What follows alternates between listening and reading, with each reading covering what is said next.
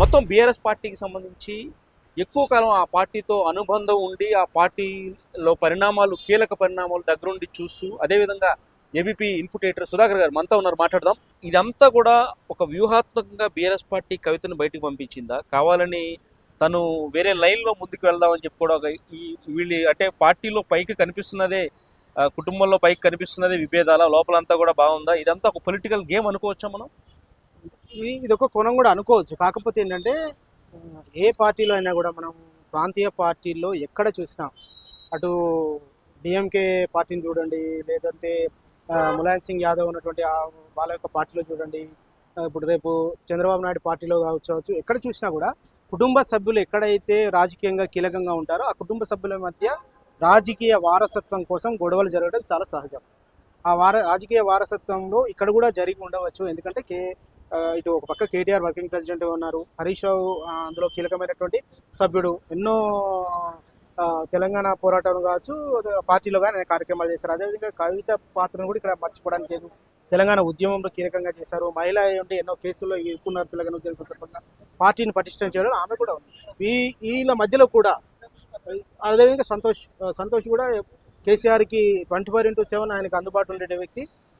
పార్టీని చాలా సందర్భాల్లో కేసీఆర్ పక్కన ఉండి సమ్మేళనం చేసిన వ్యక్తి.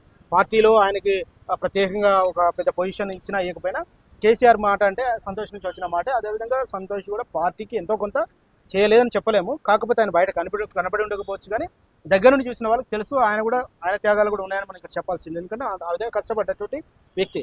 సరే బయట వచ్చే విమర్శలు అవన్నీ మనం పక్కన పెడితే వీళ్ళందరి మధ్యలో ఖచ్చితంగా ఈ రాజకీయ వారసత్వం కోసం గొడవలు జరిగి ఉండే అవకాశాలు కూడా ఉన్నాయి. నిజంగా జరుగుతున్నాయి గొడవలు జరుగుతున్నట్టుగా పైకి ఎలివేట్ చేశారా? గొడవలు ఖచ్చితంగా జరుగుతాయి. ఎందుకంటే లాంగ్ స్టాండింగ్ లో వెళ్ళేటప్పుడు కేసీఆర్ నాయకత్వ బాధ్యతలు ఏదైనా బాధ్యతలు ఇతరులకు అప్పగించేటప్పుడు ఆ కుటుంబ సభ్యుడే కావచ్చు, నేను సీనియర్ లీడర్గా నేను ఉన్నప్పుడు నాకు ఇవ్వకపోతే నేను కూడా మనస్తాపం చెందుతాను. అందులో కుటుంబ సభ్యులైతే నాకు ఇంకొంచెం ఎక్కువ అధికారం ఉంటుంది ఆ కుటుంబ సభ్యుల లీడర్ ఆయనను అడగడానికి.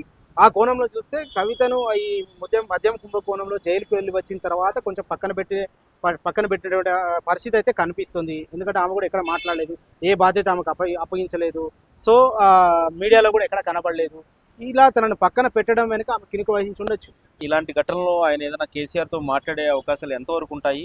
ఆయన మాట్లాడిన తర్వాత ఇమీడియట్గా ఈ యాక్షన్ కేసీఆర్ తీసుకునే ఛాన్స్ కనిపించిందా? ఎలా ఉంటాడు హరీష్ రావు, ఎలా రెస్పాండ్ అయ్యి ఉంటారు? ఇంటర్నల్గా చాలా మందికి బయటికి తెలియదు, ఎలా తీసుకున్నారు కవిత వ్యాఖ్యల్ని? టీఆర్ఎస్ దగ్గరగా ఉండడం అంటే మళ్ళీ ఇంకొక అర్థంలో పోతుంది. ఎక్కువ కాలం నేను టీఆర్ఎస్ బీట్ని నేను చూడడం, ఆ రకంగా వీళ్ళతో ఈ ఉద్యమ కాలం ట్రావెల్ చేసినప్పుడు వాళ్ళ యొక్క వ్యూహాలు వాళ్ళు ఎట్లా ఉంటారనేది మాత్రం నేను గమనించాను జర్నలిస్ట్గా. అయితే హరీష్ రావు అనే వ్యక్తి ఆయన ట్రైన్డ్ బై కేసీఆర్. మీకు చాలా సందర్భాల్లో బయట జనాలలో చూస్తే కేసీఆర్ చాలా మౌనంగా ఉన్నాడు ఎందుకు అనే చర్చ జరుగుతుంది. అటు పొలిటికల్ సెక్టార్లో జరుగుతుంది, ప్రజల వైపు జరుగుతుంది. కానీ ఆ టైంలో ఆయన చాలా వ్యూహాలు రచిస్తాడు. దానికి బ్యాక్గ్రౌండ్ ఏంటి, ఏదైనా ఒక కార్యక్రమం చేపట్టాలంటే ఏంటి, ప్రజల స్పందన ఎట్లా ఉంది, ప్రజల మూడ్ ఎట్లా ఉంది, ఇలాంటివన్నీ చూసిన తర్వాతే ఆయన క్షేత్రంలోకి దిగుతాడు. అంతవరకు అలాంటి ప్లాన్ లేకుండా కేసీఆర్ ఎప్పుడు ఏది చేయడు. ఆ ప్లాను ఎగ్జిక్యూషన్ అనేది కరెక్ట్గా ఉండేలాగా చూసేటటువంటి చేశారు.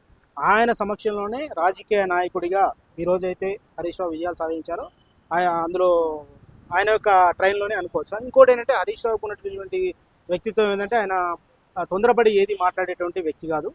చాలా వ్యూహాత్మకంగా తను అనుసరిస్తాడు. ఎప్పుడు మాట్లాడాలి, ఏం మాట్లాడాలి, ఎలా మాట్లాడాలని అంశాలలో ఆయన చాలా జాగ్రత్త వహిస్తాడని చెప్పాలి. రెండోది ఇది హరీష్ రావే చెప్తే చేశారని మాత్రం మనం అనుకోలేదు. ఎందుకంటే KCR ultimate is a legend politician. Inner party కావచ్చు, తెలంగాణ రాజకీయాల్లో కావచ్చు, ఎప్పుడు ఏం చేయాలనే విషయాలు ఆయనకి బాగా తెలిసినట్టు వ్యక్తి. కాకపోతే చర్చ జరిగి ఉంటుంది దీని పరిణామాలు ఎలా వస్తాయి. ఇప్పుడు హరీష్ రావుని లేదా సంతోష్ని కవిత లక్ష్యంగా చేసి మాట్లాడిందని కాదు, అక్కడ పార్టీని లక్ష్యంగా చేస్తూ మాట్లాడడం ఒకటి. కాళేశ్వరం అనేది ఒక మంచి ప్రాజెక్టు, కాళేశ్వరంలో అవినీతి జరగలేదు, కాళేశ్వరం అనేది తెలంగాణకు వరదాయినని అటు కేసీఆర్ బీఆర్ఎస్ పార్టీ చెబుతున్న సందర్భంలో తాను అవినీతి జరిగింది, దానికి బాధ్యులు ఇదిగో పలానా ఇద్దరు అని చెప్పినప్పుడు అది పార్టీకి చాలా నష్టం కలిగించేటువంటి వ్యాఖ్య. సో అది దృష్టిలో పెట్టుకొని ఆయన సస్పెండ్ చేసే ఉంటారు తప్ప ఇది హరీష్ రావు ఇచ్చినటువంటి సలహాను ఇంకోటి ఇచ్చినట్టు సలహా కాదు. ఇంకొకటి ఇక్కడ గమనించాల్సిన అంశం, పార్టీ నుంచి బహిష్కరించలేదు, సస్పెండ్ చేశారు. సస్పెన్షన్ అంటే తను ఈ వ్యాఖ్యలు ఎందుకు చేయాల్సి వచ్చింది ఏంటి అని చెప్పి తను వివరణ ఇస్తే ఆ వివరణకు పార్టీ అధినాయకత్వం సంతృప్తి చెందితే తిరిగి మళ్ళీ పార్టీలో చేర్చుకునే అవకాశం అంటే ఆ ఉంటుంది. పరిస్థితులు కూడా లేవు కదా, వివరణ ఇచ్చే పరిస్థితి లేదు, తిరిగి చేర్చుకునే పరిస్థితి కూడా ఇప్పుడు కనిపించట్లేదు. టీ కప్లో తుఫాన్ చూస్తుంటే బీఆర్ఎస్ లో జరుగుతున్న అంతర్గత కలహాలు, కుమ్ములాటలు, ఇలా కవిత బయటికి రావడం ఇతర పార్టీలకి ఎంతవరకు కలిసి వస్తుంది? అది బీఆర్ఎస్ మీద ఎంతవరకు ఇంపాక్ట్ ఉంటుంది అంటారు? ఖచ్చితంగా ఇంపాక్ట్ ఉంటుంది. ఒక పార్టీలో జరిగే పరిణామాలలో అంతర్గత సంక్షోభాలు కానీ, పార్టీ అధినాయకత్వం మీద తిరుగుబాటు కానీ, పార్టీకి వ్యతిరేకంగా కార్యకలాపాలు ఖచ్చితంగా ఇతర పార్టీలు క్యాష్ చేసుకునే అవకాశం ఉంటుంది. ఇప్పుడు ఎందుకంటే ఒక రకంగా ఈ కవిత ఒక ఆయుధం ఇచ్చినట్లు లెక్క. పార్టీలో కవిత అనే వ్యక్తి ఏదో సామాన్య కార్యకర్త కాదు, లేదంటే పార్టీ అధినాయకత్వానికి దూరంగా ఉన్నటువంటి వ్యక్తి కాదు. ఆమె పార్టీలో కీలకమైనటువంటి వ్యక్తి, కేసీఆర్ లాంటి వ్యక్తి అధినాయకుడి దగ్గర చాలా దగ్గరగా ఉన్నటువంటి వ్యక్తి, కుటుంబ సభ్యురాలు. కాకపోతే బయటకు తెలియని చాలా విషయాలు తనకు తెలుసు అన్నట్టు, తనకు తెలిసే అవకాశం ఉన్నట్టు ఇటు పార్టీలోనూ తెలుసు, అదేవిధంగా ప్రజలకు ఇతర నాయకులకు తెలుసు. అలాంటి వ్యాఖ్యలు ఆమె కాళేశ్వరంలో అవినీతి జరిగింది, దానికి అవినీతికి పాల్పడింది హరీష్ రావు, సంతోష్లు అని ఆమె వ్యాఖ్యలు చేయడం ద్వారా ఇతర పార్టీలకు అది వాళ్ళు చెప్పినటువంటి మాటలకు ఈ పార్టీలో ఉన్నటువంటి ఒక ఎమ్మెల్సీగా, ఒక కీలకమైన పార్టీ నాయకురాలుగా వాళ్ళు చెప్పింది కరెక్టే అని ఆమె ఎన్ఆర్సీ ఇస్తున్నట్టే మనకు అనిపిస్తుంది. ఇప్పుడు అదే పెద్ద ప్రజల్లోకి అది తీసుకొని వెళ్ళినప్పుడు ఈ పార్టీ ఖచ్చితంగా డ్యామేజ్ జరుగుతుంది. రేపు రాబోయే స్థానిక సంస్థల ఎలక్షన్లో కావచ్చు, ఆ తర్వాత ఎలక్షన్స్లో కావచ్చు, ఎక్కడికి వెళ్ళినా కూడా ఈమె వ్యాఖ్యలను కీలకంగా వాళ్ళు ఉపయోగించుకునే అవకాశం ఉంటుంది. సో అది పార్టీకి డ్యామేజ్.